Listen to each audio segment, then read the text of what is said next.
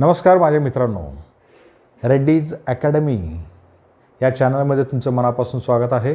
गेल्या सेशनला आपण क्षेत्रफळ एरिया ह्याचं पार्ट फर्स्ट आपण पाहिलं. त्यामध्ये इंट्रोडक्शन पाहिलं आणि त्यात ट्रायंगल म्हणजे त्रिकोण आणि त्याचे सर्व प्रकार, ह्यांचे सर्व क्षेत्रफळ कसे काढायचे आणि त्यांची परिमिती कशी काढायची हे आपण पाहिलेलं आहे.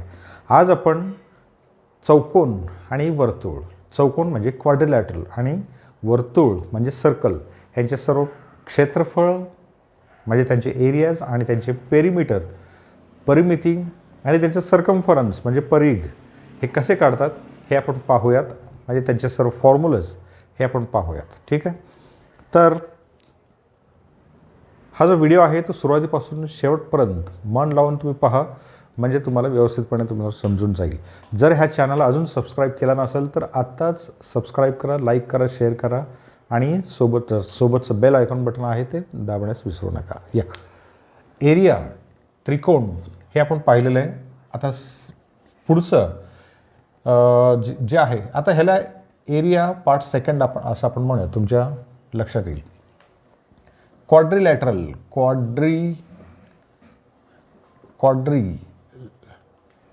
लॅटरल ज्याला आपण चौकोन असं म्हणतो आपण. आता नुसतं चौकोन म्हणजे काय आपल्याला माहिती आहे मित्रांनो. आपण 4वी-5वीपासून आपण शिकलेलो आहोत जॉमेट्रिकल शेप्समध्ये की चौकोन म्हणजे ज्या भौमितिक आकाराला 4 बाजू असतात आणि 4 कोन असतात आणि चारही कोनांच्या मापांची बेरीज असते 360 अंश. ओके. आता हे 4 बाजू असतात म्हणजेच ते काही ठराविक शेपमध्ये असतातच असंही काही नाही. चौकोन ज्याला क्वाड्रिलॅटरल म्हणतो आपण, त्यात देखील बरेचसे प्रकार आहेत.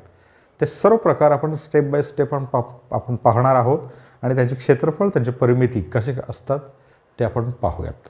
ठीक आहे. पहिला प्रकार जो आहे ह्यामधला आयत, ज्याला रेक्टँगल म्हणतात. रेक्टँगल. आता हे रेक्टँगल काय असतं पहा.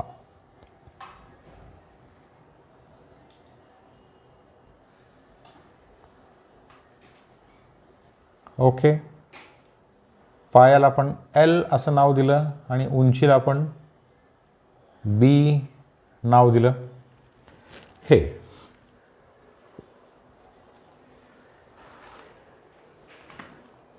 नोटबुक. आता ह्या ठिकाणी पहा, मी तुमच्यासाठी दाखवतो. हे काही नवीन असं काही नाही आहे, पण आपण पाहूयात ह्या ठिकाणी. चौकोन ह्याच्या दोन्ही बाजू, ही बाजू आणि ही बाजू समान असतात. ही बाजू आणि ही बाजू हे दोन्हीही समान असतात. म्हणजे ह्या ठिकाणी ही बाजू आणि ही बाजू हे दोन्ही समान आहेत. ही बाजू आणि ही बाजू म्हणजे समोरासमोरील बाजू हे समान असतात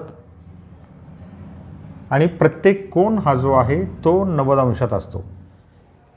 Each angle is in 90 degrees perpendicular to each other sides.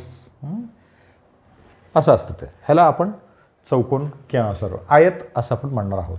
खालची जी बाजू आहे त्याला लांबी म्हणतो आणि ह्याला उंची म्हणा. क्षेत्रफळ जे आहे एरिया, क्षेत्रफळ area of rectangle is equal to ह्याला लांबी गुणिले रुंदी असं पण म्हणणार आहे, किंवा the product of length into breadth असं आहे.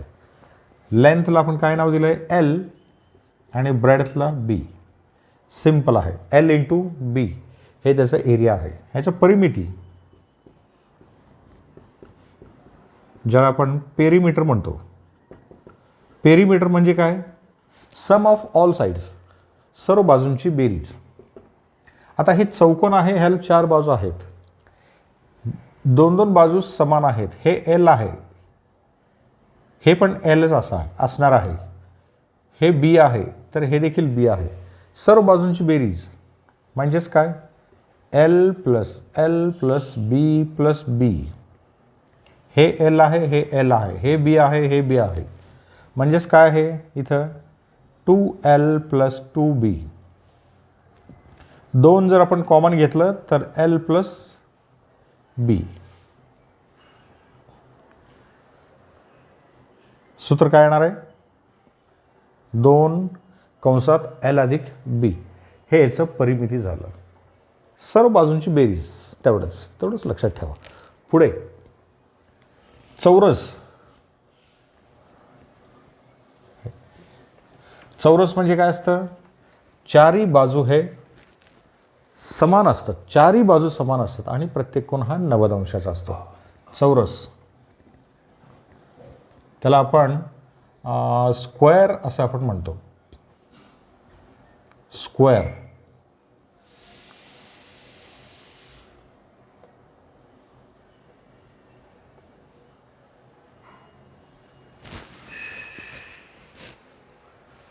चारी बाजू समान.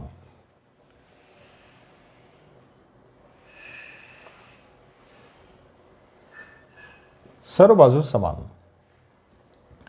आणि प्रत्येक कोन हा 90 अंशात. हे झालं चौरस. चौरस त्याला स्क्वेअर असं म्हणतात. ह्याच्यात एका बाजूला जर आपण ए असं नाव दिलं तर याचं क्षेत्रफळ येतं सेम लांबी गुणिले रुंदी. पण इथे लांबी काय आहे? ए. रुंदी काय आहे? ते पण एच आहे. ए इंटू ए म्हणजेच ए स्क्वेअर. म्हणजेच काय? बाजूचा वर्ग. चौरसाचं क्षेत्रफळ हे साईड स्क्वेअर किंवा बाजूचा वर्ग हे असं असतं. आणि याचं परिमिती म्हणजे the sum of all sides. Pen घे. आता ह्याची 4 बाजू आहेत. त्यांची बेरीज म्हणजेच डायरेक्ट मी लिहितो इथं 4A. चेक करा. चौरस ह्याचं क्षेत्रफळ आहे ए स्क्वेअर आणि ह्याची परिमिती आहे 4A. पुढचं समांतर भुज चौकोन पॅरलोग्राम.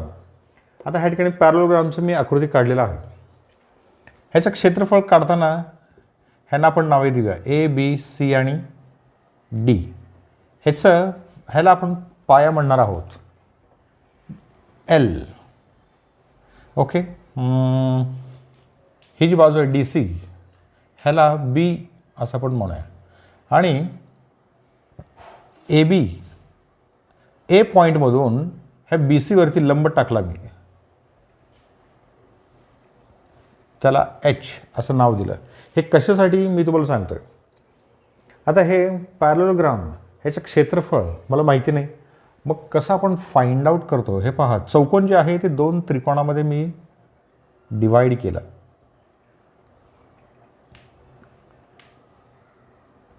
दोन त्रिकोणामध्ये डिवाइड केलं. एक त्रिकोण मिळाला ए बी आणि सी. दुसरा त्रिकोण मिळाला ए सी आणि डी. पुन्हा एकदा पहा ए बी सी आणि ए सी डी असे 2 त्रिकोणामध्ये ते विभागणी केली. आता parallelogram A B C D ह्याचं क्षेत्रफळ म्हणजेच 2 त्रिकोण ह्यांचं क्षेत्रफळ. त्रिकोण ए बी सी आणि दुसरा त्रिकोण ए सी डी यांचं क्षेत्रफळ. आता एका त्रिकोणाचं क्षेत्रफळ आपण काढूया. म्हणजे फॉर एक्झाम्पल ह्या त्रिकोणाचं क्षेत्रफळ काढूया.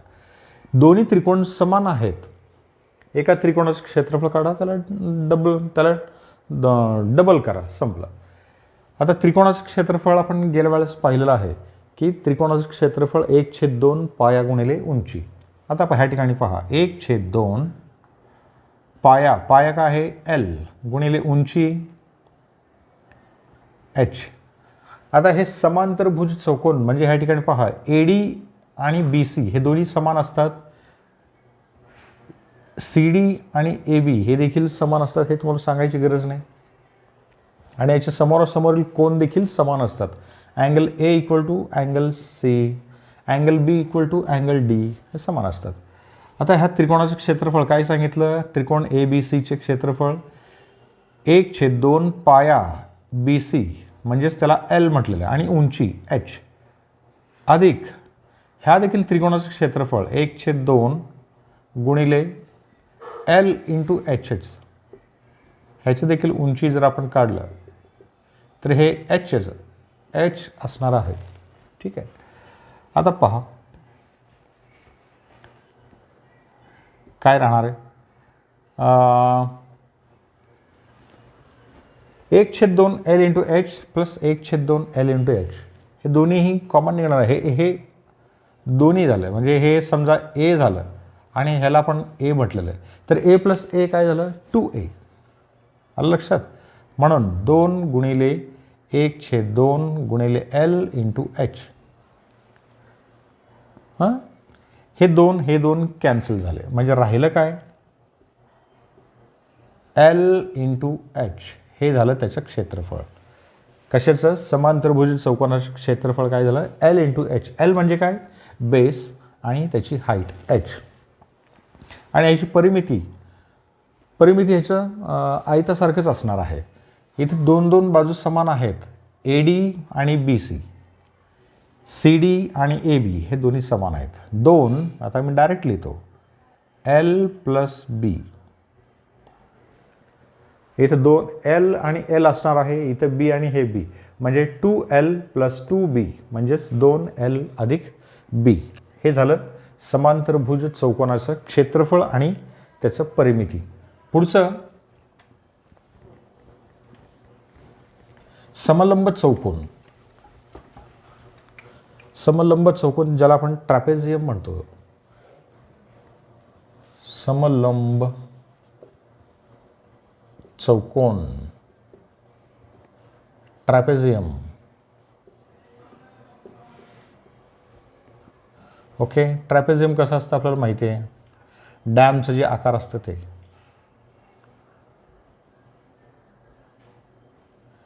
ह्यांना जर आपण नावे दिली A, B, C आणि D, तर AC आणि BD हे दोन्ही बाजू समान असतात आणि AB आणि CD हे दोन पॅरलल असतात, एकमेकांना समांतर असतात. AC आणि BD हे दोन्ही इक्वल असतात. आता ह्यांना जर आपण नावे दिली CD ह्याला आपण L नाव दिलं किंवा A नाव द्या आणि ह्याला B असं नाव द्या आणि हे स्लॅन्ट आहे तर म्हणून त्याला L असं नाव द्या, स्मॉल L. स्मॉल L म्हणजे काय स्लॅन्ट हाईट, तिरकस उंची. आणि ह्याला लंब उंची सुद्धा असते. लंब उंची म्हणजे परपेंडिक्युलर टू A पॉईंटमधून आपण लंब टाकला कशावरती CD वरती आणि पॉईंट मिळवा E. आता AE ह्याला H असं नाव द्या. ह्याच्यावरून ह्याचं क्षेत्रफळ लिहितात.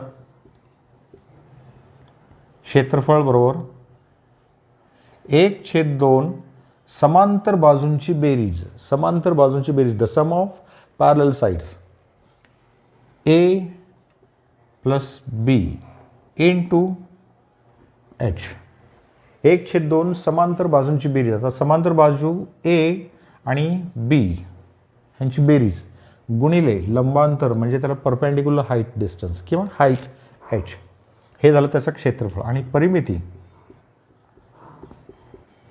परिमिती आता काय असणार आहे. हे L आहे म्हणताना हे देखील L आहे. BD का हे L आहे म्हणून AC देखील Lच असणार आहे.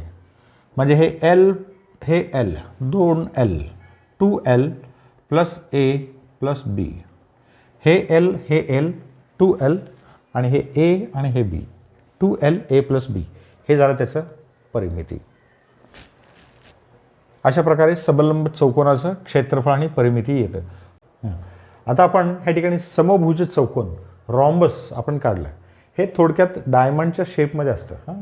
ह्याचं क्षेत्रफळ काढण्यासाठी ह्यांचे डायगोनल्स काढा. डायगोनल्स म्हणजे काय कर्ण हे जोडतात. आता ह्या ठिकाणी 2 डायगोनल्स आहेत. एका डायगोनल आपण D1 असं नाव दिलं आहे, दुसऱ्या डायगोनलला D2 असं नाव दिलं आहे. म्हणून ह्याचं क्षेत्रफळ येतं 1/2 गुणिले कर्णांचा गुणाकार 1/2 इंटू D1 इंटू D2 एवढंच आहे ह्याचं क्षेत्रफळ. बाकी हे A असतं आणि हे B असतं. तुम्हाला साईजेस दिलेले असतात.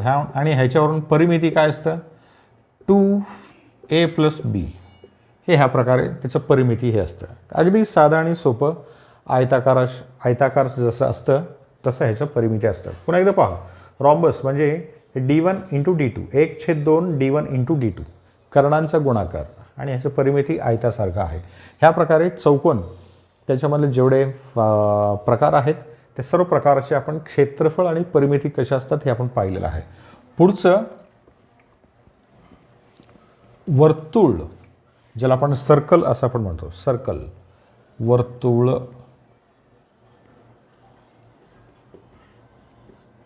सर्कल, आता ह्या ठिकाणी एक सर्कल काढूया.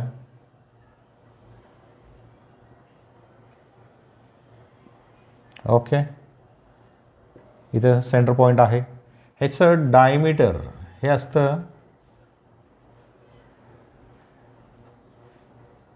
हे फाय डी आणि इथून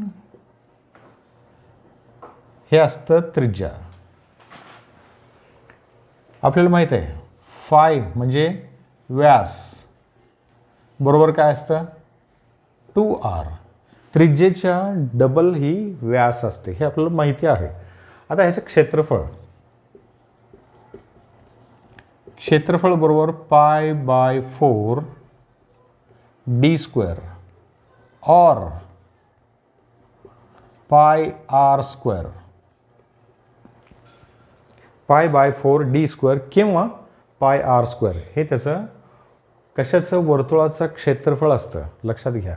आणि ह्या ठिकाणी परिमिती असं म्हणत नाहीत, ह्याला परिघ असं म्हणतात. आता परिघ म्हणजे काय, आता इथे आपण मार्क केलं, इथून आपण हे अंतर मोजलं, इथून आपण असं हे घेतलं आणि इथून पूर्ण इथपर्यंत हे आपण अंतर मोजलं, त्याला काय म्हणतात परिघ. परिघ त्याला सर्कमफरन्स असं म्हणतात.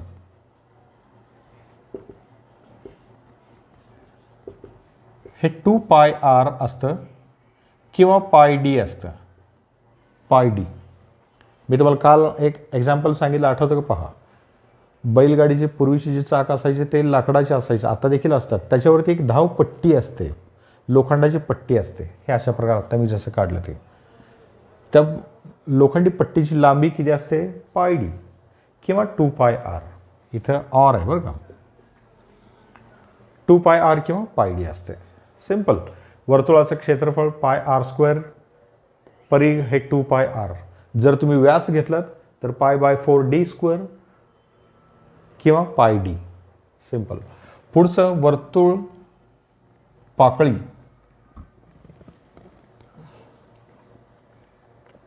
आता हे वर्तुळ पाकळी ह्याला इंग्लिशमध्ये सेक्टर असं म्हणतात.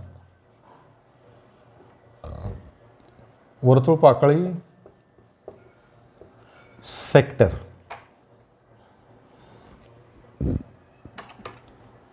ओके, आता हे सेक्टर कसं असतं पहा.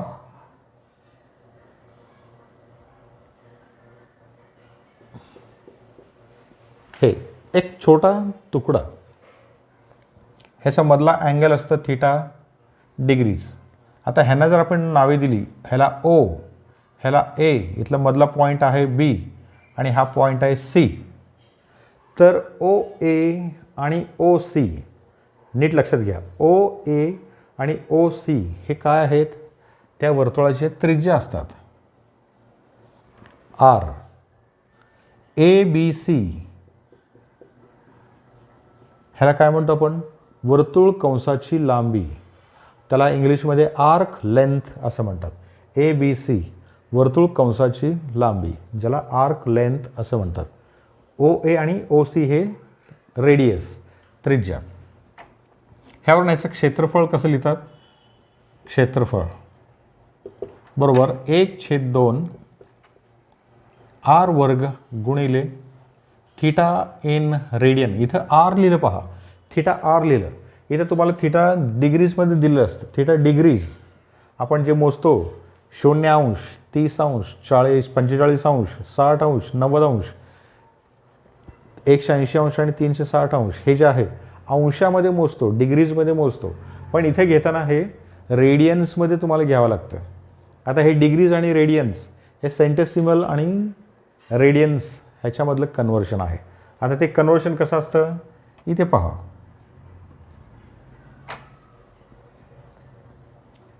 Radian equal to pi by 180 into theta degrees. Pi by 180 into theta degrees. समजा फॉर एक्झाम्पल इथं 60 डिग्री दिलेले आहे, थीटा हे 60 डिग्री आहे एक्झाम्पलसाठी, तर त्याचं रेडियनमध्ये किती आलं मग पाय बाय 180, थोडं मोठं लिहितो तुम्हाला दिसेल, पाय बाय 180 इंटू 60. आता हे 60 साई कसा साईत्रिक 18 म्हणजे किती आलं हे पाय बाय 3. पाय बाय 3 हे रेडियन्समध्ये आलं. 60 अंशाचं इथं लिहितो मी 60 degrees equal to pi by 3 radian. R म्हणजे रेडियन. अशा प्रकारे कन्व्हर्शन हे असतं. तिथं ह्याच्यामध्ये टाकायचं म्हणजे तुमचं क्षेत्रफळाचं उत्तर हे मिळून जाईल. आता ह्याचं परीघ म्हणजे काय असतं सर्व बाजूंची बेरीज. आता ह्याला 3 बाजू आहेत पहा. एक इथून आपण जर स्टार्ट केलं O A plus A B C plus C O किंवा त्याला ओ सी म्हणतो आपण. सुरुवातीला सांगितलं मी हे आणि हे बाजू एकाच वर्तुळाचे त्रिज्या आहेत आणि एकाच वर्तुळाचे त्रिज्या हे समान असतात. ओ ए प्लस ओ सी म्हणजे हे 2R, R plus R, R plus R plus. आता हे ए बी सी वर्तुळ कंसाची लांबी इथे मी लिहितो मी वर्तुळ कंसाची लांबी किंवा आर्क लेंथ. हे आर प्लस आर काय झालं हे 2R प्लस हे वर्तुळ कंसाची लांबी सूत्राने काढता येतं R into theta R. R into theta R. R म्हणजे हे रेडियस आणि थीटा आर म्हणजे theta in radians. For example इथं 60 अंशाचा जर घेतला तर इथं पुन्हा pi by 3 into R, sorry pi by 3 एवढंच येतं. ओके. आणि ह्यात जर आपण आर कॉमन घेतलं तर 2 प्लस थीटा इन रेडियन. वर्तुळ पाकळी सेक्टर ह्याचं क्षेत्रफळ 1/2 r square into theta r आणि ह्याचं परिघ येईल आर ब्रॅकेटमध्ये 2 प्लस थीटा आर. चेक करून घ्या. त्यानंतर वर्तुळ रिंग. पुढचं वर्तुळ रिंग ज्याला आपण सर्क्युलर रिंग असं आपण म्हणतो.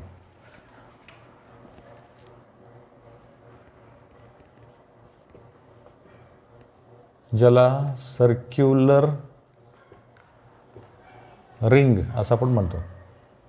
सिंपल एक छोटा वर्तुळ आणि एक मोठा वर्तुळ. ह्याचं जर दोन्हींचं केंद्रबिंदू ओरिजिन किंवा सेंटर पॉईंट हे इथं जर असेल ओ जर असेल तर मोठ्याला कॅपिटल आर नाव द्या. छोटा वर्तुळ जे आहे त्याच्या त्रिज्येला स्मॉल आर द्या. मोठ्या वर्तुळाची त्रिज्या ही कॅपिटल आर, छोट्या वर्तुळाची त्रिज्या हे स्मॉल आर. असं जर असेल तर याचं क्षेत्रफळ काय असतं मोठ्या वर्तुळाचं क्षेत्रफळ वजा छोट्या वर्तुळाचं क्षेत्रफळ. बाहेरच्या वर्तुळाचं क्षेत्रफळ वजा आतील वर्तुळाचं क्षेत्रफळ. आता आपण एक पाईप घेतलं आणि त्याचं क्रॉस सेक्शन जर घेतलं तर ह्या प्रकारे दिसतं.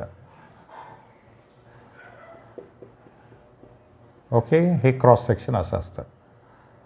मोठा वर्तुळ म्हणजे बाहेरचं वर्तुळ वजा आतील वर्तुळ हे दोन्हींचं क्षेत्रफळ.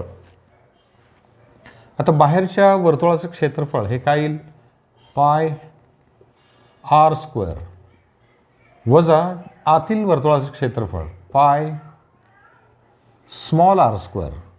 कॅपिटल आर आहे बाहेरच्या वर्तुळाचं, स्मॉल आर आहे आतल्या वर्तुळाचं. हे पाय कॉमन घ्या दोन्हींच्या मधून.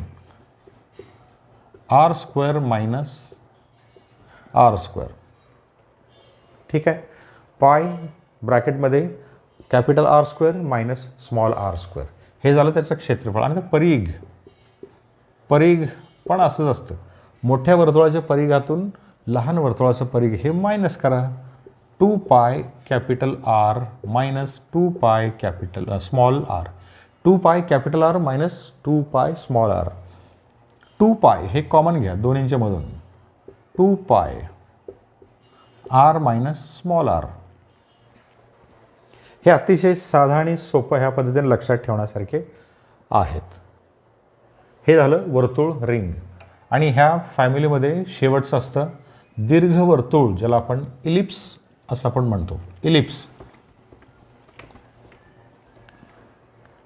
इलिप्स हे आपलं अंडा किंवा रग्बीचा जो बॉल आहे त्या शेपमध्ये असतं.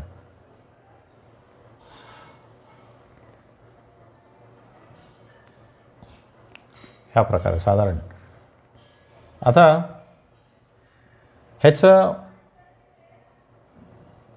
ह्याची जी लेंथ आहे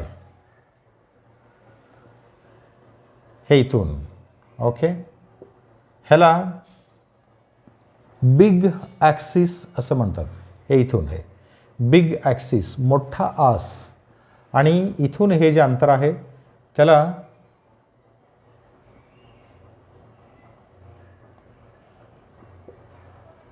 ह्याला बिग ॲक्सिस, ह्याला स्मॉल ॲक्सिस किंवा ह्याला मेजर ॲक्सिस आणि ह्याला मायनर ॲक्सिस. मोठा आस आणि छोटा आस असं काहीही नावं ह्याला देतात. ह्यावरून ह्याचं क्षेत्रफळ आहे. आता एक्झाममध्ये देताना ह्याच्या किमती असतात मित्रांनो. ह्याच्या किमती आहेत ह्या जरी दिलेल्या असतात, समजा 40 असेल हे आणि हे समजा 30 असेल, तर इथे प्रत्यक्षात घेताना ह्याचे निम्म्या असतात. त्यावरून याचं क्षेत्रफळ जे आहे π/4 a × b हे असं त्याचं क्षेत्रफळ असतं. π/4 a × b. आणि ह्याचं परिमिती किंवा परिघ π/2 a + b. एवढं सिंपल लक्षात घ्या. क्षेत्रफळ कशाचं, इलिप्सचं क्षेत्रफळ हे π/4 a × b आणि याचं परिघ किंवा परिमिती π/2 a + b. ह्या प्रकारे आजच्या ह्या सेशनमध्ये आपण हे दोन्हीही पाहिलेलं आहे.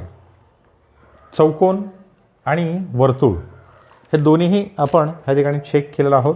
हे माझ्या मते तुम्हाला समजलेलं आहे. पुन्हा एकदा चेक करा. रिकॅप, थोडक्यात आपण रिकॅप घेऊया. चौकोन ज्याला आपण क्वाड्रिलॅटरल आपण म्हणतो, त्यात आयत, चौरस, समांतरभुज चौकोन, समलंब चौकोन हे अशा आपण पाहिलेलं आहेत. ओके. तर ह्या आणि समभुज चौकोन ह्या सर्व चौकोनांचे क्षेत्रफळ आणि त्यांची परिमिती हे आपण पाहिलं आहे. त्यानंतर वर्तुळ, सर्कल हे आपण पाहिलं आहे. त्या सर्कलमध्ये पहिल्यांदा वर्तुळ पाकळी, त्यानंतर वर्तुळ रिंग आणि पुढचं आताच आपण पाहिलेलं आहे दीर्घवर्तुळ. हे असे आपण एवढे सर्व आपण पाहिलेलं आहे. तर परीक्षेमध्ये तुम्हाला ह्याच्यावरचे प्रश्न हे विचारतात. आता हे जे तुम्हाला दिलेलं आहे ते फक्त फॉर्म्युलाज हे कशा पद्धतीने तुम्ही लक्षात ठेवणार आहात हे तुम्हाला साध्या पद्धतीने मी तुम्हाला सांगण्याचा प्रयत्न केलेला आहे. हा जो व्हिडिओ आहे तो तुम्ही वारंवार पहा, म्हणजे तुम्हाला देखील व्यवस्थितपणे तुमच्या डोक्यात येईल. ठीक आहे. तर पुढच्या सेशनमध्ये किंवा पुढच्या पार्टमध्ये आपण रेग्युलर पॉलिगॉन, आता भौमितिक आकारामध्ये एवढंच नाही तर ह्याच्या पलीकडे देखील आकार असतात. चौकोन, त्रिकोण झालं, चौकोन झालं, पंचकोन, षटकोन, सप्तकोन, अष्टकोन आपण बरेचसे पाहिलेलं आहेत. हे पंचकोनापासून पुढचे जे आहेत त्या सर्वांना पॉलिगॉन्स असं म्हणतात आणि त्यांचे प्रत्येक जर बाजू जर आपण सम जर असेल तर त्यांना रेग्युलर किंवा सुसम असं आपण म्हटलेलं आहे. जर पाच बाजू असतील तर त्याला सुसम पंचकोन, सुसम षटकोन, सुसम सप्तकोन, सुसम अष्टकोन, regular, pentagon, hexagon, septagon, octagon असं आपण त्यांना नावे दिलेले आहेत. त्यांचं क्षेत्रफळ ही कशा पद्धतीने काढतात ते आपण पुढच्या पार्टमध्ये पाहूया. आणि काही प्रतल असतात किंवा काही प्लेन्स असतात की ज्यांचे क्षेत्रफळ काढण्यासाठी बरंचसं एक वेगळ्या पद्धतीचं त्याचा फॉर्म्युला आहे. त्याला सिम्पसन्स रूल असं आपण म्हणतात. उदाहरणार्थ एखादं शेत जागा आहे, शेत जमीन आहे, त्याचं क्षेत्रफळ विशिष्ट आकारात नसतं, कशाही शेपलेस आकारामध्ये असं अमिबासारखं, अशाही प्रतलाचं, अशाही प्लेन्सचं क्षेत्रफळ हे आपण काढण्याचं पुढच्या सेशनमध्ये आपण पाहूया. तर मी पुन्हा एकदा सांगतो की आजचा हा व्हिडिओ तुम्हाला जर आवडला असेल तर हा व्हिडिओ लाईक करा, शेअर करा, सबस्क्राईब करा.